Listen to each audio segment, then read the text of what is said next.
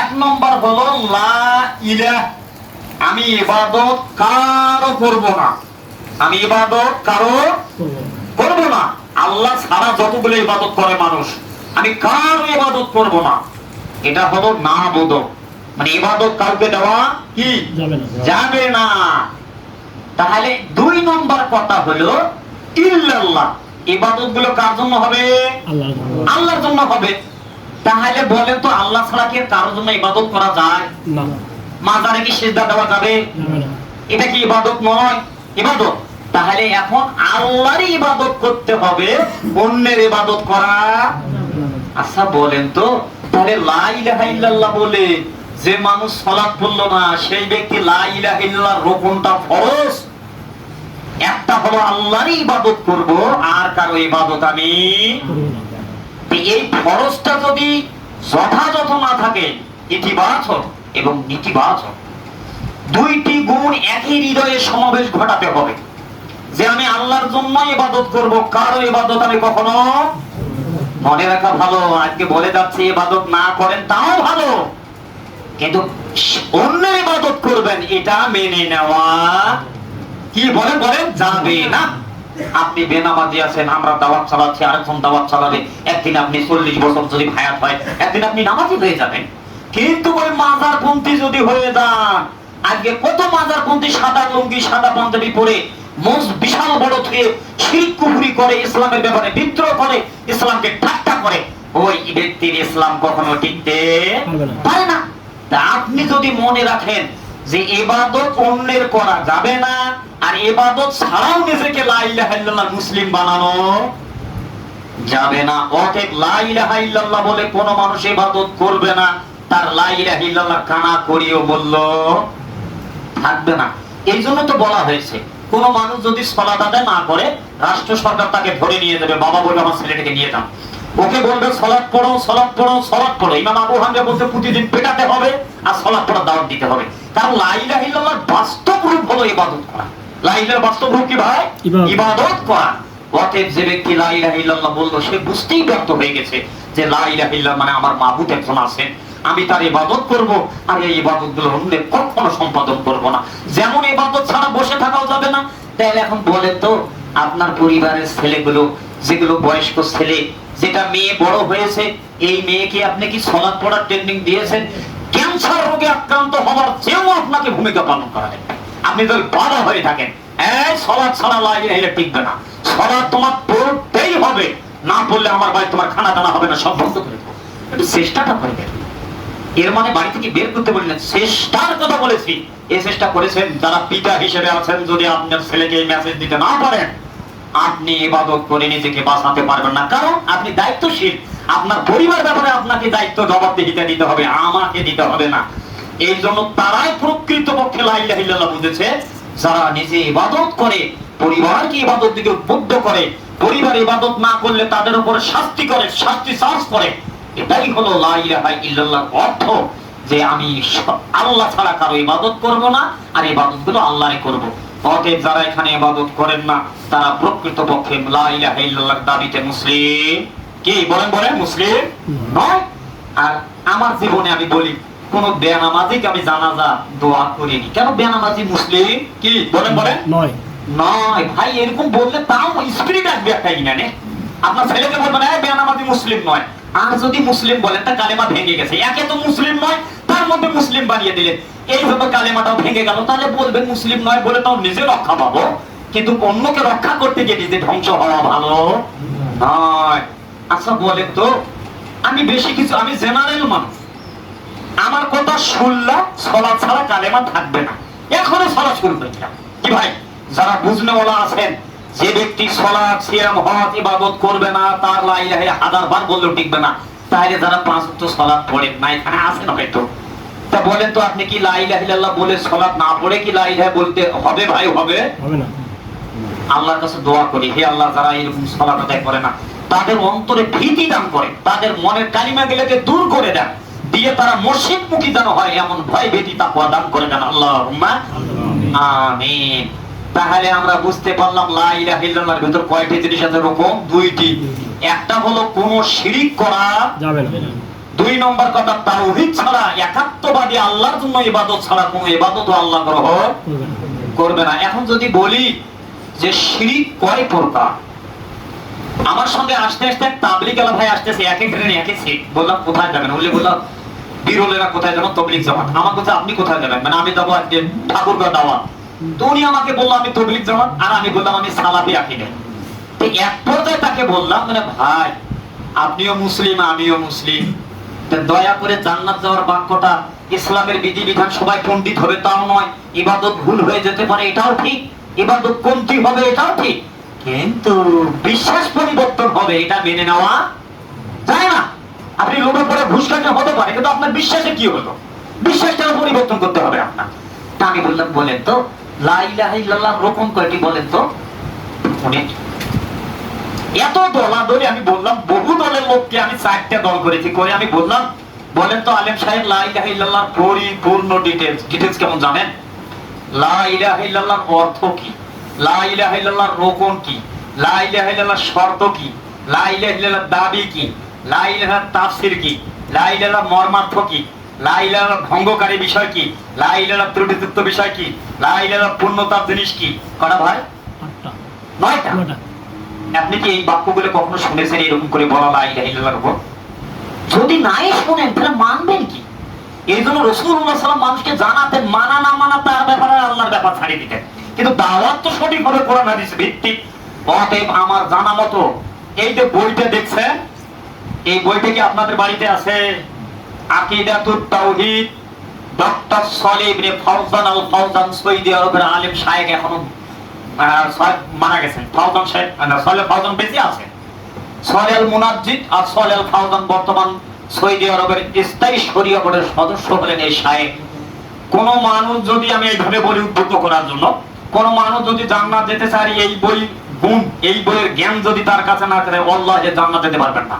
আর একটা বই আপনার ঈমানকে সংশোধন করে দিতে পারে, একটা বই আকীদাতুত তাওহীদ, একাত্মবাদী ঈমান। আর একাত্মবাদী ঈমানের ফলাফল হলো আল্লাহর সন্তুষ্টি, এর বিনিময় হলো জান্নাত। আমার জানা মতো কিতাব ছাড়া, জ্ঞান ছাড়া কখনো মানুষ পরিবর্তন হওয়া সম্ভব।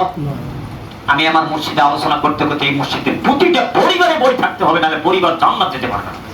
বলাতে মাশাআল্লাহ অনেক মানুষ এই বইগুলো কিনে নিয়ে এসেছে। কুড়িগ্রামে মাসুদ পুলিশের তত্ত্বাবধানে আমি দিয়েছিলাম 10-12 বার পাঠ, এই বই দেখিয়েছি, অনেকে এই বই কালেক্ট করে নিয়েছে। এই জন্য আপনি আল্লাহ বলেন তো মনে মনে যে আল্লাহ আমার মৃত্যু দিও না, তুমি আমার মৃত্যু আল্লাহ তুমি দয়া করো। আমার ঈমান যখন আমার নাজাতের কারণ হবে, আমার লা ইলাহা ইল্লাল্লাহ যখন আপনি সন্তুষ্ট হবেন, তখনই আমার মৃত্যু দিবেন।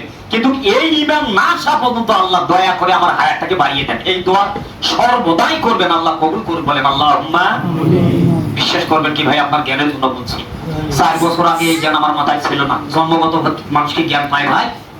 জন্ম হলে কি সব জ্ঞান হয়? হয় না। 4 বছর আগে যখন এই বইটা আমার কাছে ছিল না, তখন আমি মনে মনে চিন্তা করলাম একাত্মবাদী বিশ্বাস, একাত্মবাদী বিশ্বাসের ফল হলো জান্নাত এবং ক্ষমা। একাত্মবাদী বিশ্বাস ইউনূস আলাইহিস সালাম মাঠে পেটে করেছিলেন, লা ইলাহা ইল্লা আনতা সুবহানাকা ইন্নী কুনতু, লা ইলাহা ইল্লাল্লাহ ছাড়া কোনো দোয়া তওবা হবে না।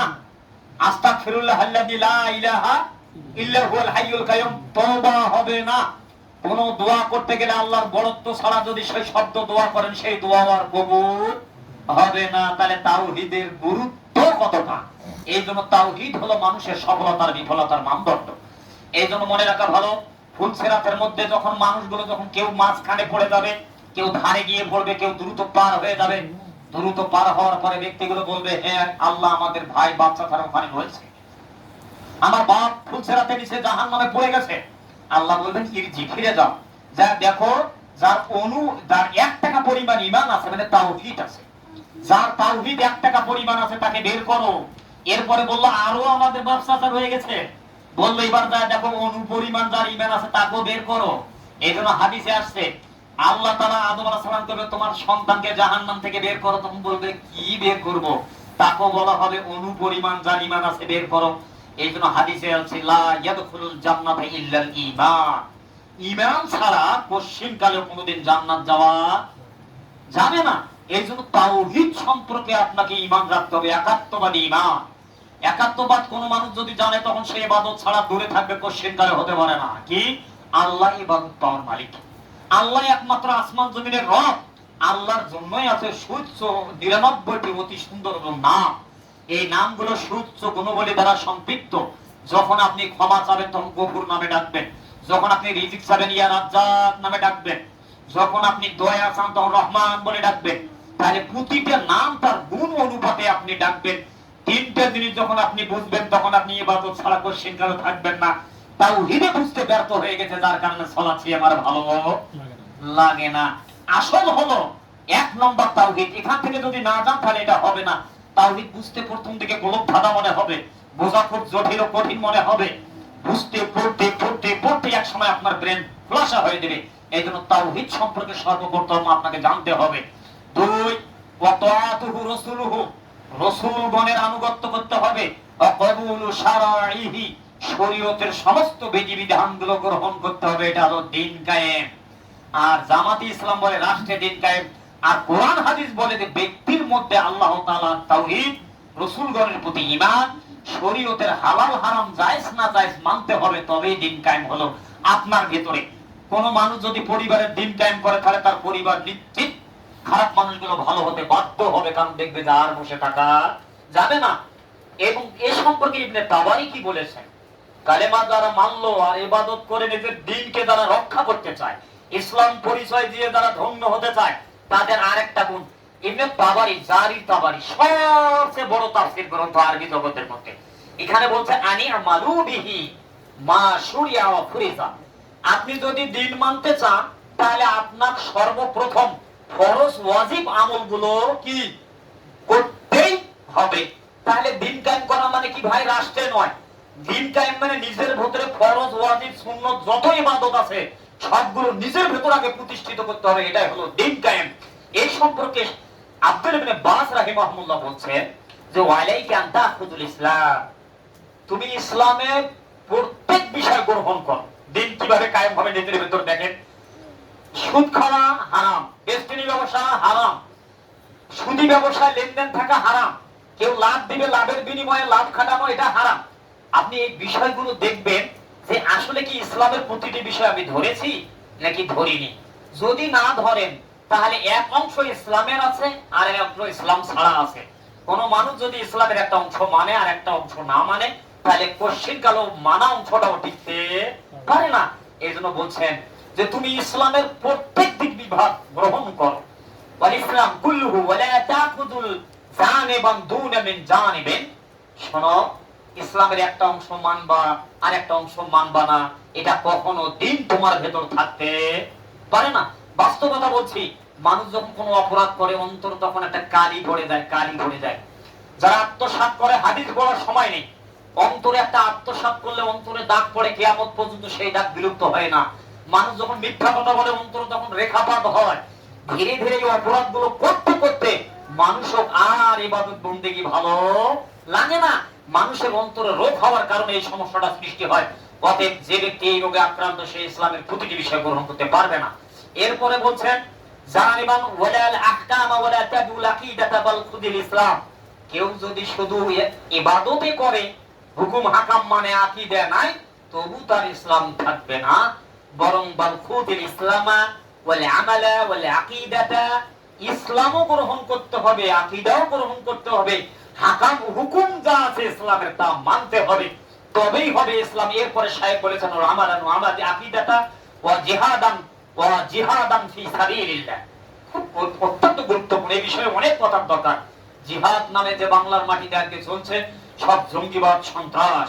কারণ জিহাদের একটা শব্দ দিয়ে ছেড়ে দেব, প্রতিষ্ঠিত সরকার লাগবে, প্রতিষ্ঠিত আমির লাগবে, যার হাতে দেশ রয়েছে, শাসন ব্যবস্থা, বিচার ব্যবস্থা, সমস্ত মন্ত্রণালয়ের জবাবদিহিতে থাকে।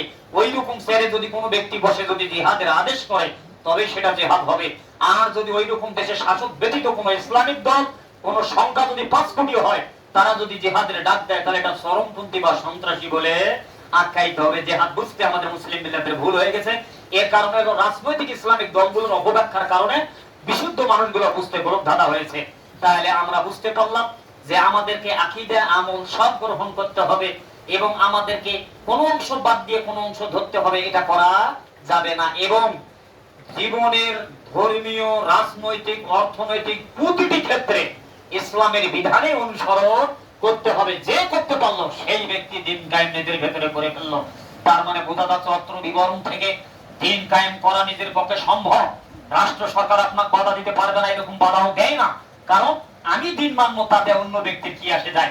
অতএব দিন নিজের ভেতরে কায়েম করতে হবে ইবাদত বন্দেগী করার মাধ্যমে। আপনি নিজে দিন কায়েম করতে পারবেন না, আপনার পরিবার, আমার পরিবার ধ্বংস হতে বাধ্য। অতএব আমরা লা ইলাহা ইল্লাল্লাহ সম্পর্কে যদি জানি আর যদি মানি, তাহলে দিন কায়েম সহজ হবে।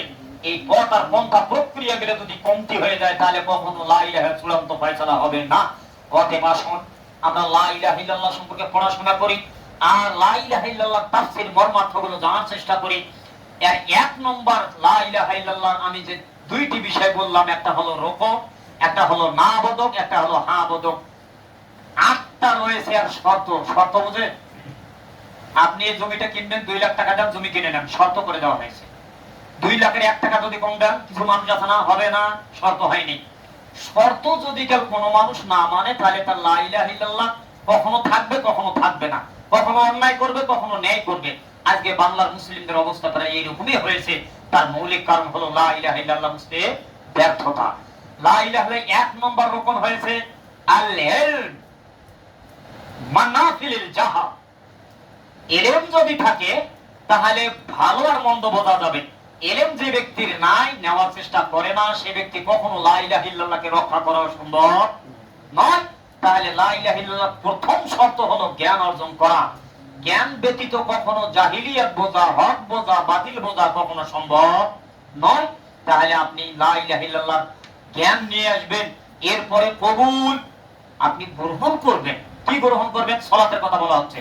তাহলে বোঝা যাচ্ছে আমাদের কালেমা যদি ওইভাবেই বোঝা হয় যেভাবে রাসূলুল্লাহ সাল্লাল্লাহু আলাইহি ওয়াসাল্লাম বুঝিয়েছে, নিশ্চিত খারাপ মানুষগুলো ভালো হতে বাধ্য হবে। কারণ ওহির বিধান এমন একটা পাওয়ার, ওহির একটা এমন বরকত, খারাপ মানুষটা ভালো হয়ে যাবে। তবে ভালো হওয়ার পরটা কিন্তু ঠিক হতে হবে। চিকিৎসা অপারেশন করাবেন, আমার করেন হার্ট অপারেশন। অপারেশন যদি পন্থা ঠিক থাকে তো ঠিক, আর অপারেশন যদি আমি করতে পারি না, আপনার হাত কেটে ফেলেছে, আপনি মারা যাবেন। তাহলে কালেমার শর্ত যে ব্যক্তি ঠিক কোরআন হাদিস যেভাবে বলেছে এইভাবে জানতে পারবে, একটা ছেলে, একটা মানুষ যখন জানতে পারে, তখন সঙ্গে সঙ্গে সেই ব্যক্তি যত বড় পাপী হোক, মনটা তাকে প্রশস্ত করে দেয়।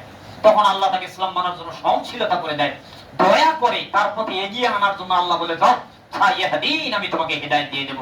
তবে কালেমার শর্ত রোপণ ভঙ্গকারী না জেনেই যদি ইবাদত করেন, তাহলে ইবাদত কবুল হবে না।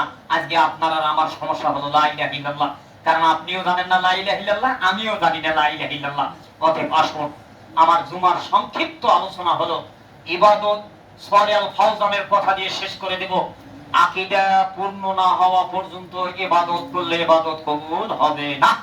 আচ্ছা বলেন তো, শিরক ছাড়া যদি কোনো মানুষ ইবাদত করে, ইবাদত হবে ভাই? শিরকও করে, ইবাদতও করে, শিরকও করে, হজও করে, ইবাদত হবে? হবে না। এই জন্য সালেহ আল ফাওজান বলেছেন, সালাত পড়ার আদেশ কাউকে করা যাবে না, ইসলামের আদেশ কাউকে করা যাবে না আমলে, এবং কাউকে বলা যাবে না তো ভাই সুদ ছাড়েন, হারাম ছাড়েন, জেনা ছাড়েন, এগুলো বলাও যাবে না। কি বলতে হবে?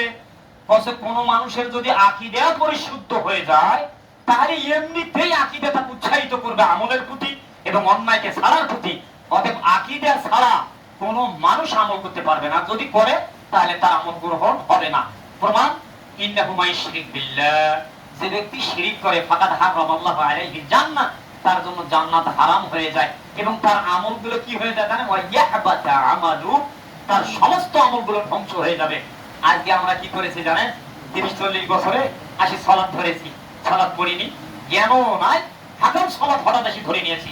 আর আমার দ্বারা শুধু চলে, নামাজও চলে, হ্যাঁ, মিথ্যা সাক্ষীও চলে, হ্যাঁ, মিথ্যা মামলাও দেয়, কাউকে সহনশীলতা নাই, আমার কাউকে সইতে পারবো না গ্রামে।